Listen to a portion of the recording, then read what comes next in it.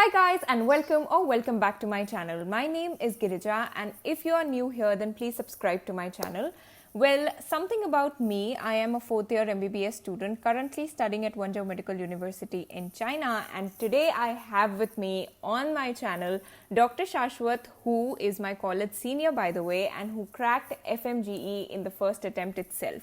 I have already made a video with him and Dr. Shruti Sharma regarding FMGE, and that video is called How to Crack FMGE Explained in Just 60 Minutes. So if you haven't watched that video till now, then I'll link it above and in the description box below as well. But today we are discussing something that is very crucial and every student needs to know about it, and that is what to do in the last week of preparation just before your FMGE examination. Today's video is going to be partly in Hindi and in English so that you guys feel a lot more comfortable, just like a group of friends having a discussion before an examination. So welcome back to my channel, Dr. Shashwat, and how are you feeling to be back on my channel? Hello Girija, hello. It feels awesome. It feels really nice, and actually this time it's kind of funny, and because पिछले बार जब ये exam हो रहा था I was in the same situation कि exam आने वाला है एंड क्या करूँ क्या नहीं करूँ, एंड इट्स लाइक कि नेक्स्ट एग्ज़ाम अब आ गया है FMG वाला, and I am here giving advice कि लास्ट में क्या करना चाहिए ये वो. सो इट्स काइंड ऑफ मतलब नॉस्टैल्जिया जैसा फीलिंग एंड अच्छा लग रहा है. बट जो जूनियर्स मेरे ये एग्ज़ाम दे रहे हैं उनको जस्ट कुछ दिनों में समझ आ जाएगा कि इतना बड़ा कोई डील नहीं है जितना उन्हें डर लग रहा है. डर लगना इज़ वेरी नेचुरल, बट एक बार एग्ज़ाम हो जाएगा देन उनको समझ आएगा कि इट वॉज ओके, एंड वो पीछे देख करके स्माइल करेंगे कि ऐसा हमारा जर्नी रहा था. होप कि हमारे सारे भी व्यूअर्स जो FMGE एस्पिरेंट्स है वो अपना एग्जाम बहुत सक्सेसफुली क्लियर करे. You guys just need to have hopes and the strategies that doctor Shashwat is going to share with us in this video. तो डॉक्टर शाश्वत, बात ऐसी होती है कि भले ही आपकी प्रिपरेशन कितनी भी तगड़ी हुई हो या ना हुई हो, आखिरी के कुछ दिनों में जो प्रेशर आता है वो बहुत अनबेरेबल हो जाता है. तो आपका जो एग्जाम प्रिपरेशन के आखिरी 10-15 दिन या आखिरी हफ्ता था उसमें आपने क्या किया? देखो, प्रेशर आना is a good sign, okay, because अगर आपको एग्ज़ाम का प्रेशर आ रहा है that means you have something to lose, that's why you are worried. Okay, so it's a good sign first of all कि आपको एग्ज़ाम का डर है, प्रेशर है, and you can use it in a constructive way. Okay, so it is a good sign. It is okay to be scared because I was also scared, and सारे के सारे लोग डरते हैं, सारे बच्चे डरते हैं. तो पहली बात तो उससे डरना नहीं है, और उसके बाद ट्रस्ट योर प्रिपरेशन, बिकॉज कुछ बच्चे होते हैं जिनका कुछ प्लान अलग होता है प्रिपरेशन का, कि उन्हें लगता है लास्ट के 15 डेज में मेरे को MCQs करने हैं, ग्रैंड टेस्ट देने हैं, ठीक है. तो अब लास्ट के टाइम पे people tend to worry a lot and change करते रहते हैं, वो इधर से उधर फ्लिप करते रहते हैं. आई वुड सजेस्ट कि वैसा ना करें. अगर आपने कुछ प्लान बना रखा है तो उसको ट्रस्ट करो आप, और उसी पे स्टिक रहो एंड कंसिस्टेंट रहो, and I am sure that it will be very, very fruitful.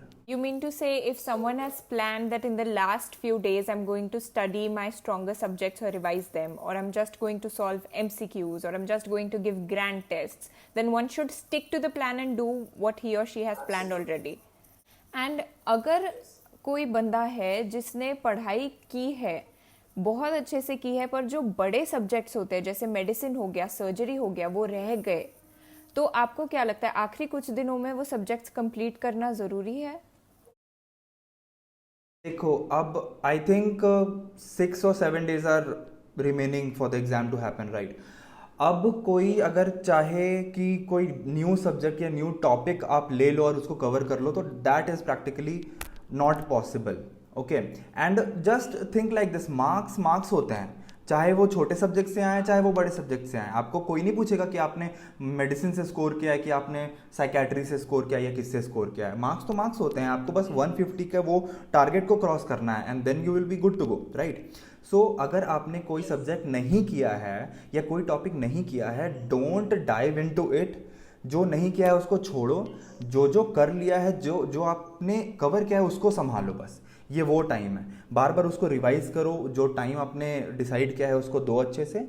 बड़े सब्जेक्ट्स नहीं हुए तो टेंशन मत लो, नहीं होता यार, मेडिसिन किसी के नहीं होते, मेरा भी नहीं हुआ था। और ऑनेस्टली स्पीकिंग मेडिसिन कोई पूरा कर भी नहीं सकता, it's a vast vast like बहुत बड़ा चीज़ है वो। हाँ, तो आप उसके लिए टेंशन मत लो, वो कुछ ना कुछ आपने किया है तो वो बनेंगे ही, क्वेश्चंस आएंगे ही। और आप अगर आपने नहीं भी किया है, 30 में से 15 16 17 मार्क्स आप ऐसे भी स्कोर कर लोगे उसको, ठीक है। और अगर अब आप उसमें घुसने लगो ना मेडिसिन में कि अब मेरे को कंप्लीट करना है, तो ना ये हो पाएगा, ना पुराना रिवाइज हो पाएगा, and you will be like very much stressed out. So वो मत करो, just stick to the plan और टेंशन बिल्कुल भी नहीं लेना है। तो अगर सपोज कोई इंसान है जिन्होंने छोटे सब्जेक्ट्स कवर किए हो, या आप डर रहे हो कि आपके बड़े सब्जेक्ट्स नहीं हुए, तो टेंशन की कोई बात नहीं है। जितना आपका प्रिपरेशन हुआ है आप उस पर कॉन्फिडेंट रहो, एंड आप आसानी से आपके एमसीक्यू सॉल्व कर पाओगे। पर एक बात और है कि डॉक्टर शाश्वत, अगर हमने प्रिपरेशन करी है, हमें सब आता है, कभी कभी सवाल देखने के बाद हमें बहुत टेंशन आ जाता है। तो एग्जाम के दिन अगर आप एमसीक्यू सॉल्व कर रहे हो तो उसमें आपको डर ना लगे, इसके लिए आप आखिरी 7 दिन में क्या प्रिपरेशन कर सकते हो? देखो, एग्जाम के दिन क्या करूं कि डर ना लगे, इसके लिए काफ़ी छोटी छोटी चीज़ें हैं यार। मतलब पहले तो हर वो चीज़ करो जिससे तुम्हारा माइंड जो है वो काम रहे, पहली बात तो, ठीक है। For example your sleep cycle, ठीक है। बहुत लोग स्ट्रेस्ड आउट होते हैं, बहुत सारे वीडियोस देखते हैं कि ऐसे करो वैसे करो, but it is actually simple, because जो एग्ज़ाम जिस टाइमिंग में आपको एग्ज़ाम देना है, try to maintain that time कि आप सबसे ज़्यादा अवेक हो, सबसे ज़्यादा अलर्ट हो, राइट। रात में मैं भी जब प्रिपेयर कर रहा था तो I was like studying at the night, और मतलब दिन में सोना। तो अब धीरे धीरे वो टाइम आ गया है कि हाँ, धीरे धीरे वो टाइम आ गया कि आप उसको चेंज करो धीरे धीरे करके, ठीक है। तो पहली तो वो बात हो गई। दूसरी हो गई कि अपने टाइम को और उसको प्लान करो कि कैसे कैसे मेरे को रिवीजन अपनी कंप्लीट करनी है, जितना भी हुआ है रिवीजन कितनी कितनी कंप्लीट करनी है वो, ठीक है। उसके बाद कुछ कुछ इंपॉर्टेंट चीज़, जैसे आप अपने जहाँ आपका सेंटर पड़ा है, तो उस वेन्यू को अगर आप नहीं जानते हो, आप न्यू हो उस जगह के लिए, तो आप पहले एक रोज़ पहले वहाँ चले जाओ, वो देख लो कि क्या करना है, मतलब कितना टाइम लगता है, ट्रैफिक को थोड़ा कंसिडर करो। क्योंकि कभी कभी होता है ना कि आपने पढ़ाई पूरी कर ली है, पर कुछ कुछ ऐसी चीज़ें आ जाती हैं जिससे आप स्ट्रेस बिन मतलब का आप अपने सर पे ले लेते हो। मतलब ट्रैफिक हो पूरी गया, 5 प्रिपरेशन अच्छे से करने के बाद भी मेन एग्जाम डे पे अगर कोई भी माइनर इशू आ जाए तो वो आप पे बहुत मेजर इम्पैक्ट ला सकता है। So make sure that you guys go and check out your exam venue at least a day prior, and just take into consideration all the emergencies that might arise, for example traffic situations, health situations, and अगर आपको exam day के दिन time पे पहुंचना है तो make sure कि आप आपके होम लोकेशन से भी वो टाइम कंसिडर करके जल्दी ही निकले, because I feel that it is better to reach your venue prior then the time given. Also, there are a lot of issues, Dr. Shashwat, when it comes to sleeping a day before the exam, और many people stress कि मेरी तो नींद ही नहीं हुई है, मेरी 8 घंटे की नींद होनी चाहिए थी. आपका क्या हाल था एग्जाम के एक दिन पहले? एग्ज़ाम डे के जस्ट एक या मान के चलो 2 नाइट्स पहले मेरे को भी नींद नहीं आई थी. So it is very normal, and या it is very normal, because you know आप इतनी चीज़ें दिमाग में चल रही होती है. And I remember I was just lying on my bed, और मेरे को पैल्पिटेशंस हो रहे थे कि ये नहीं हुआ तो वो नहीं हुआ. तो अभी जस्ट मैं ज्ञान दे रहा हूँ कि आप नींद सही कर लो, स्लीप साइकिल सही कर लो, बट आई नो जो थोड़े टेंस्ड होंगे उनको नींद नहीं आएगी. और ये भी मैं कह रहा हूँ कि इट इज़ नॉर्मल कि अगर आपको नींद ना आए ना उस रात, तो उस चीज़ को बड़ा इशू मत बना लेना मन में कि अरे मेरी तो नींद नहीं हुई, अब एग्ज़ाम कैसे दोगे यार, इतनी दिन रातें हमने पढ़ाई करी हैं, ठीक है ना. तो एक दिन और अगर आप बिना नींद के एग्ज़ाम में बैठ जाओ तो कोई बहुत बड़ा पहाड़ नहीं टूट जाएगा. बट उसको ओवर आप इम्पोर्टेंस दे करके अगर स्ट्रेस ले रहे हो ना, तो that will cause a negative impact on your examination. So वो मत करो. नींद हुई बहुत बढ़िया, नहीं हुई कोई बात नहीं, मतलब सूट अप और जाओ एग्जाम देने और फाड़ के आओ एग्जाम, बस इतना ही. That is the attitude that you need to hear. आखिरी 7 दिन बचे हैं. Do not let minor issues overstress you. But in this case, one also needs to remember कि इतनी सारी गड़बड़ में एग्जाम के लिए जाते टाइम आप मेन चीज़ें ना भूले, जैसे कि एडमिट कार्ड हो गया, डॉक्यूमेंट्स हो गए. तो अगर डॉक्टर शाश्वत आप एग्जाम वेन्यू के लिए जा रहे हो, what things one must carry? देखो इसमें भी I saw a lot of students जो अननेसेसरी प्रॉब्लम्स को खुद इनवाइट करते हो। जैसे उसमें साफ लिखा हुआ है कि किसी चीज़ को ले जाने की ज़रूरत नहीं है। You just need your admit card, okay, and you just need your photo ID. Photo ID means आप अपना पासपोर्ट ले जाओ जिसमें भी आपकी फ़ोटो है, जैसे आधार हो गया, ड्राइविंग लाइसेंस हो गया, but for safe side just take your passport, just take your passport. सबके पास होगा being FMGs. Passport, passport and आपका एडमिट कार्ड, इसके सिवाय कोई भी चीज़ नहीं। जैसे पानी की बॉटल, आपका कोई ज्वेलरी, आप बड़े बूट्स पहन के मत जाओ, ठीक है, क्योंकि वो चेक वेक करते हैं, बेकार का ट्रबल क्यों लेना। सिंपल क्लोथ्स, ज्वेलरी सारे हटा दो, बेल्ट हटा दो, वॉच हटा दो, ठीक है। अगर जो चश्मा पहनते हैं चश्मा ले जाओ अपना, ओके। अपना डॉक्यूमेंट ले जाओ, document as in passport and admit card, that's it. अगर आप एग्ज़ाम वेन्यू पे पहुंचते हो तो वहाँ का सीन कैसा होता है? मतलब आप एग्ज़ाम के लिए बैठे हो, अभी पार्ट 1 आ रहा है, तो क्या पार्ट 1 में सिर्फ क्लिनिकल्स आते हैं या प्री क्लिनिकल्स आते हैं? बहुत लोगों को ये कन्फ्यूजन है, तो आप प्लीज़ वो स्पेसिफाई करो। को द थिंग इज कि अब इस चीज़ पे दिमाग लगाना वेस्ट है कि पार्ट 1 कैसा होगा, पार्ट 2 कैसा होगा। वो सब पुराना, वो सब हिस्ट्री है, उसको भूल जाओ। क्या होता है कि पहले कॉन्सेप्ट ये था कि पार्ट 1 में प्री क्लिनिकल्स होते हैं, पार्ट 2 में क्लिनिकल्स होते हैं, बट जैसे जैसे एग्जाम पैटर्न नेक्स्ट की ओर जाते जा रहा है ना, it all subjects are like integrated, okay. सारा तोड़ मड़ोड़ के वो पूछते हैं, तो आपको बेसिकली कहीं कहीं समझ नहीं आएगा कि ये किसका क्वेश्चन है। उसमें आपका रेडियोलॉजिकल इमेज भी है, आपका केस सिनेरियो भी है, आपका वो बायोकेमिस्ट्री भी टेस्ट कर रहे हैं, एनाटॉमी भी हो सकता है टेस्ट कर रहे हैं, तो वो भूल जाओ, बस क्वेश्चन को अप्रोच करना आना चाहिए, ओके। सो उसकी टेंशन ज़रा भी मत लो कि किस में क्या आएगा, जस्ट फोकस ऑन एग्जाम। बस ये जानो पार्ट ए में 150 है, लंच है, फिर पार्ट बी में 150 है, इतना ही समझो बस। 1 और पार्ट 2 के लिए कितना टाइम मिलता है? 150 क्वेश्चंस हैं तो 150 मिनट्स, और पार्ट बी में भी 150 क्वेश्चंस है तो 150 मिनट्स। हम पार्ट 1 देने बैठे हैं और स्टार्टिंग के कुछ क्वेश्चंस टफ आ जाए और उससे अगर प्रेशर बन जाए तो आगे के क्वेश्चंस भी बहुत लोगों के अफेक्ट होते हैं। तो आपके साथ एग्जाम में ऐसा कुछ हुआ था? मेरे साथ क्या हुआ था कि जस्ट पहले तो मैं पहले पहुंच गया वहाँ पे, एंड जब आपको वो बिठाते हैं ना तो आपके स्क्रीन पे वो टाइमर चलता रहता है बैकवर्ड्स में, ठीक है, कि इतने देर बाद आपका स्टार्ट होगा पेपर। उस टाइम पे बहुत ज़्यादा एंजाइटी होती है जब तक क्वेश्चन स्टार्ट नहीं हुआ होता है। तो just what I did was just I was sitting, आंखें मैंने बंद कर ली और I was just relaxing, like अब लंबी सांसें ले रहा था, दैट्स इट। एंड जब मेरा मतलब टाइम का ट्रैक रखना काफ़ी इंपॉर्टेंट होता है। कभी कभी ना आप स्टार्टिंग में बहुत टाइम लगा देते हो एंड लास्ट में आप रश करने लगते हो। मेरे काफ़ी दोस्तों के साथ ये चीज़ हुआ था कि जस्ट बिकॉज टाइम के वजह से वो टेंशन में आकर के उनका कुछ कुछ क्वेश्चन अच्छे से अटैम्प्ट नहीं हो पाया था।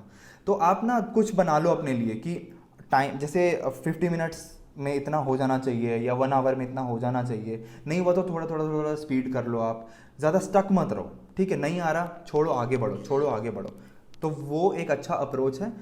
टाइम को भूलो मत, क्योंकि ये टाइम मतलब जैसे आपका ख़त्म हो जाएगा वो ऑटो सबमिट हो जाएगा। तो आप टाइम को याद रख करके आंसर मतलब सॉल्व करने लगो।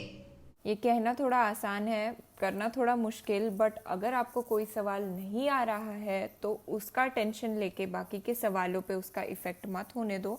और डॉक्टर शाश्वत, अगर हम किसी सवाल के बारे में स्केप्टिकल है या कंफ्यूज्ड है कि इसका जवाब मुझे शायद आता है शायद नहीं, तो हम एग्ज़ाम में क्या कर सकते हो उन सवालों को डील करने के लिए? अगर कोई सवाल जो ट्रू सिनेरियोज है, ठीक है, एक तो है कि आपको एकदम नहीं आ रहा, एक है कि आपको आ रहा है but you are a bit confuse, क्योंकि कभी कभी ऑप्शंस काफ़ी कंफ्यूजिंग रहते हैं, ओके। सो उन सवालों में आई वुड सजेस्ट कि आप अपने बेसिक फर्स्ट इंस्टिंक्ट के साथ जाओ, ओके। आई नो मैं मेरे ये बोलने के बाद भी कई हाँ मेरे ये बोलने के बाद भी कई लोग ऐसे होंगे जो बार बार उस क्वेश्चन को पीछे आएंगे, देखेंगे, पीछे आएंगे, देखेंगे। इट्स वेरी नेचुरल, टेम्पटिंग भी होता है, बट ट्रस्ट मी, आप जो मतलब आपको नहीं भी आ रहा है ना, आप ब्लैंक हो, पर जिस ऑप्शन पे आपको पहली बार नजर गई ना, जिसको लग रहा है, देखा देखा लग रहा है, उस पर आप लगाओ और उसके बाद वापस मत आओ। आप अगर अकॉर्डिंग टू मी ना, अगर आपने कंप्लीट कर लिया है पूरा पेपर, आपका बचा हुआ है 10 15 20 मिनट, आप सो जाओ। आप दोबारा मत जाओ, आप पीछे जाओगे दोबारा उसको कुछ तोड़ मरोड़ करके करोगे, हो सकता है एक दो आपका सही हो जाए पर आपके 10 गलत हो जाएंगे वैसे। तो आपका हो गया पेपर, आप सो जाओ, कोई उसमें मत सोचो दोबारा कि आपका सही हो जाता गलत हो जाता। First instinct is mostly the right one, ये मैंने एक्सपीरियंस से सीखा है और आप लोग भी सीखोगे एग्जाम के बाद। और आप लास्ट वीडियो जो हमने बनाया था उसमें आपने एक्सप्लेन किया था कि रिव्यू/बुक मार्किंग का जो ऑप्शन होता है वो भी काफ़ी यूज़फुल होता है, तो आप उसको थोड़ा सा एक्सप्लेन कीजिए। रिव्यू का क्या सीन होता है ना कि इट्स लाइक दो तीन ऑप्शंस होते हैं आपके पास। अगर किसी क्वेश्चन को लेके आप डेड श्योर हो तो आप उसको जस्ट ऑप्शन करो और सबमिट करके आगे बढ़ो, तो वो ग्रीन हो जाएगा। मतलब इधर आपका क्वेश्चन पूरा पेज होता है और right side of the screen में आपका कॉलम बना रहता है जिसमें वो रहता है, मतलब 1 2 3 4 क्वेश्चंस नंबर को वो सिंबलाइज करता है। ओके, और अगर हाँ नंबर्स आते हैं, और अगर आपने किसी क्वेश्चन के बारे में आप डेड श्योर हो तो वो ग्रीन हो जाता है। ठीक है, अगर किसी क्वेश्चन के बारे में आप डाउट है आपके मन में कि मे बी रॉन्ग राइट, तो आप उसको बुक मार्क कर सकते हो, या उसको डिफरेंट कलर होता है उसके लिए, ऑरेंज, लेट्स से ऑरेंज, तो वो ऑरेंज हो जाएगा। ठीक है, और किसी क्वेश्चन को आपने अटेम्प्ट ही नहीं किया तो वो ग्रे का ग्रे रहेगा। तो ये डिफरेंट कलर कोडिंग्स रहते हैं। तो इसको क्या है कि दो टाइप से अप्रोच किया जा सकता है। एक तो you just mark the questions जिसमें आपको बहुत ज़्यादा कंफ्यूजन है। ठीक है, आप ऐसा भी नहीं 50 क्वेश्चन मार्क कर दो, क्योंकि अल्टीमेटली लास्ट में आपके पास टाइम नहीं बचेगा कि आप 50 क्वेश्चन रिव्यू करो दोबारा। Just mark may be 10 to 15 question is okay. ठीक है, ताकि आप दोबारा आके वाकई में इसको देख पाओ। ओके, एंड दूसरा अप्रोच ये है जो मैंने किया था कि आई वॉज प्रिपेयर्ड कि जो मैं क्वेश्चन को मार्क कर रहा हूँ मुझे दोबारा उस पर नहीं आना है, चाहे वो सही हो चाहे गलत हो, दोबारा उस पर टाइम नहीं लगाना है मेरे को। तो मैंने इसको कैसे यूज़ किया, मैंने जो क्वेश्चंस को मतलब आई वॉज डैम श्योर कि ये तो राइट होगा ही होगा, उसको मैंने ग्रीन रहने दिया। और जिस पे भी मैंने तुक्का मारा था या आई वॉज लाइक डाइसी, उसको मैंने ऑरेंज कर दिया। इसलिए नहीं क्योंकि मैं वापस आऊँगा, मैंने उसको बस इतना जानो कि मैंने उसको ग्रीन करा श्योर वालों को, और जिस पे मैं डाइसी था या नहीं आता था मेरे को, उसको मैंने ऑरेंज किया, ताकि लास्ट में I just get an idea कि मेरे लगभग कितने सही हैं। राइट, क्योंकि पेपर तो वो हमें दे नहीं रहे, तो पता कैसे चलेगा कि मैंने कितना किया, मेरे को सेकंड पार्ट में कैसा करना है ये वो। तो at the and I was like okay, मेरे 100 ग्रीन हैं और मेरे 50 अराउंड वो हैं ऑरेंज हैं। ठीक है, डाउटफुल है, तो 100 ग्रीन मतलब 20 और गलत मान लो तो 70-80 तो सही हो ही जाएंगे। ठीक है, तो I am in a good position. तो ऐसा ही मेरे को सेकंड में भी करना है तो मेरा निकल जाएगा एग्जाम। ठीक है, तो ये वो कॉन्फिडेंस देता है आपको। वो पार्ट 1 के बाद एक अच्छा जजमेंट आ जाता है and you can focus according to that on part 2। और अगर आपका पेपर अच्छा जाता है, आपने अगर बहुत सारे आपके ग्रीन रखे हैं, आपको लगता है कि ये श्योर है, तो this will definitely boost up your confidence for part 2, but make sure you don't get over confident, क्योंकि ऐसा भी बहुत बार होता है कि आपका पहला पेपर अच्छा जाने के बाद you take the second one a little lightly and then you miss the marks that you might get. Also, if part 1 is not that good, please do not stress over it. You still have part 2 to make up for your loss. But analysis is very important, and just like Dr. Shashwat said, आप review कर सकते हो आपके खुद के analysis के लिए. And Dr. Shashwat, अगर हम एग्ज़ाम दे रहे हैं, बीच में लंच ब्रेक आता है, सो उस लंच ब्रेक में बहुत लोग रिविजन करते हैं या स्ट्रेस्ड हो जाते हैं. What is your perspective on the lunch break timing? What should one do? What did you do basically? See, इसमें क्या है ना कि जो भी आप करो, इससे सबसे इम्पॉर्टेंट है कि क्या ना करो. ठीक है, और सबसे बड़ा पॉइंट है, कभी भी दोबारा से बुक खोल के क्वेश्चंस को मत ढूंढो कि ये मेरा सही था या गलत था. होना जाना उससे कुछ नहीं है, होना जाना कुछ नहीं है. आपका स्ट्रेस बिल्डअप होगा. क्या होगा, ज़्यादा से ज़्यादा सही हो जाएगा. एक क्वेश्चन पता चल गया कि ये सही है, या तो गलत. आप गलत हो गया, यार ये आते हुए गलत हो गया, ये वो, उसको छोड़ो, वो गया सो गया. कभी भी वापस से मत देखो इसका क्या था क्या नहीं था. टेम्पटिंग है, I know, I understand, but उसको मत करो. ठीक है, आप क्या करो कि आप कॉफ़ी ले जा सकते हो, कॉफ़ी पियो. जैसे मैं थर्मस में कॉफ़ी ले गया था, उस टाइम थोड़ा रिफ्रेशिंग सा होता है. कुछ हल्का सा आप स्नैक्स ले लो, आप सैंडविचेस बनवा लो. ठीक है, वो कर लो. जो एक्चुअली आपका वर्थ इट है वो देखो। इमेज बेस्ड क्वेश्चंस जितने होते हैं जो आपने फोल्ड करके रखे हैं पेज, वो सारे देख लो आप। जैसे वॉलेटाइल चीज़ें, जैसे कैंसर की स्टेजिंग होते हैं क्वेश्चंस कुछ कुछ तो आते ही हैं एक दो, तो वो देख लो आप। लास्ट ईयर वो नहीं आया था जो पीडियाट्रिक्स में माइलस्टोन्स होते हैं, बेबी इतने वीक्स में इतने मंथ्स में क्या माइलस्टोन्स अचीव करता है, तो वो लास्ट टाइम नहीं आया था। बहुत ज़्यादा चांसेस है इस बार आने के, तो इस टाइप की चीज़ें आप देख लो। और सारी नहीं, जो जो आप फोल्ड करके रखी है अपने लास्ट मिनट रिविजन के लिए। और इमेज बेस्ड क्वेश्चन तो पक्का। तो वो क्या है ना कि वो आप क्या पता भिड़ जाए वो चीज़, better than solving, better than wasting your time in just finding answers कि मैंने सही करा कि गलत करा।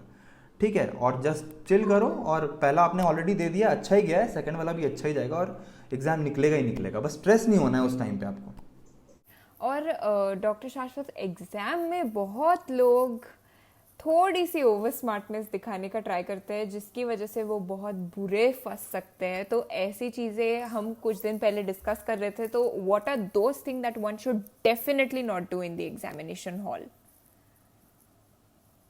ये मेरे को लगता है आप लोगों को भी पता होगा, दैट से नो टू चीटिंग। ठीक है, आपका स्क्रीन है, आपका स्क्रीन है, आपको पानी की बॉटल्स वो देंगे। आपको अगर वॉशरूम जाना है तो वो आप पूछ के जा सकते हो हाथ उठा करके, और पानी की बॉटल रहेगी। इसके सिवाय आपकी दुनिया बस वो स्क्रीन है, उसी पे स्टिक रहना। कभी कभी लगता है कि एक नंबर के लिए मैं देख लूँ उधर देख लूँ, वो कोई मैटर नहीं करता है। अगर हर जगह कैमरास होते हैं, हल्का सा भी हुआ तो आपकी सारी मेहनत बेकार हो जाएगी। तो वो सब रिस्क बेकार के मत लेना, अपने एग्जाम पे फोकस करना। अगला क्या कर रहा है क्या नहीं कर रहा है, रो रहा है हंस रहा है, वो रहने देना जैसे भी है। जो वो गाइड करते हैं वो इंस्ट्रक्शन सुनना। Examination and forget the rest of the world for those particular hours, क्योंकि एक बार एग्जाम खत्म होने के बाद you are a free bird and you can go home and sleep. And I am sure कि एग्जाम के बाद कभी नींद नहीं आती। जितनी नींद एग्जाम के पहले आती है वो एग्जाम खत्म होते ही एकदम उड़ जाती है। सो there are a lot of people who try to have excess of caffeine before examinations, और उसकी वजह से वो बहुत ड्राउजी हो जाते हैं next day during the examination. जैसे डॉक्टर शाश्वत ने स्लीप साइकिल के बारे में एक्सप्लेन किया कि आप एग्जाम टाइम पे अवेक रहने की आदत डाल सकते हो ये लास्ट वीक में। And most importantly, stop over analysing every minor thing, just pay importance to what is really important at that particular time. और आप छोटे सब्जेक्ट्स कर सकते हो, आप जो आपने ऑलरेडी किया है उसको रिवाइज कर सकते हो, एमसीक्यू सॉल्व कर सकते हो। Just stick to your plan so that you get short success. And doctor Shashwat, अगर कोई इंसान है जो पहले एफएमजीई दे चुका है and now he is going for the second और third attempt, and now obviously pressure बहुत ज़्यादा बढ़ जाता है और आपको डर भी ज़्यादा लगता है, तो ऐसे स्टूडेंट्स के लिए आप क्या मैसेज देना चाहेंगे? देखो, जिनका ये सेकंड या थर्ड या एन नंबर ऑफ अटेम्प्ट है, वो मैटर नहीं करता है। आपको जो सर्टिफिकेट मिलता है उस पर ये नहीं लिखा रहता है कि इस बच्चे ने कितने अटेम्प्ट में उसको क्वालिफाई करा है। वो बस आपका क्वालिफिकेशन लाइसेंस सर्टिफिकेट रहता है। तो उस चीज़ों को पॉजिटिवली लो कि वो इट्स नॉट लाइक कि आपने कुछ खो दिया है, इट्स लाइक कि आपने एक्सपीरियंस गेन किया है। आप बेटर सिचुएशन पे हो। जो बच्चे पहली बार देने जा रहे हैं उनको पता ही नहीं है कि कैसा सिनेरियो होता है, प्रेशर हैंडलिंग क्या होता है। आपने एटलीस्ट एक बार दे रखा है या दो तीन बार दे रखा है तो इट्स ओके। पिछले बार नहीं निकला था, ज़रा सा के लिए रह गया होगा, आपने पक्का वो कसर पूरी करी है, मेहनत करी है और इस बार ज़रूर निकलेगा। उसको पॉजिटिवली लो। आपके पास एक्सपीरियंस है, आप खाली हाथ नहीं जा रहे हो। और मैटर नहीं करता कि आप फर्स्ट में निकाल रहे हो, सेकंड में निकाल रहे हो, थर्ड में निकाल रहे हो, वो सर्टिफिकेट ही होता है। सारे लोगों को जो एफएमजी दे रहे हैं या देने वाले होंगे, ओके, सो जस्ट रिलैक्स। बस कुछ टाइम और है, उसको आप जो इतने दिनों से आपने जो खींच करके इतने दिनों तक लाया है उसको थोड़ी देर और पकड़ लो उसको। Okay, and I am sure that आप सभी अच्छे से पास करोगे एंड बहुत ज़्यादा हैप्पी होगे रिजल्ट डे के दिन। एंड बस, और इस चैनल को लाइक करो, इस वीडियो को लाइक करो, ओके, एंड शेयर करो जो भी देखना चाह रहे हैं, जो भी आगे देंगे अपने जूनियर्स को। और do subscribe the channel. Thank you so much, Dr. Shashwat. And this was amazing. You guys are going to do amazingly well in your examinations, because I still remember कि जब Dr. Shruti और Dr. Shashwat, who are my Shruti Didi and Shashwat Bhaiya, the best seniors I've got in college, by the way. So when they were checking their results and when they got their results, I was on a video call and I can definitely tell you guys कि वो जो result का moment होता है ना जब आप पास होते हो वो बहुत वर्थ इट होता है. आप सारी आपकी एग्जाम की टेंशन भूल जाते हो. ये मैंने इनके चेहरों पे क्लियरली देखा था. आपके साथ भी वैसा ही होगा. You will definitely see that pass written in big bold letters when you check the screen और द वेबसाइट. और वो डेफिनेटली वर्थ इट होगा. So all the best for your examinations and I hope that you guys really crack it and you have amazing results. So stay calm. कुछ ही दिन बचे हैं. Just hold your breaths and work on whatever you have planned. Thank you so much for watching this video and make sure you subscribe and follow me on my Instagram. But till then, most importantly, the last line of every video is don't forget to have your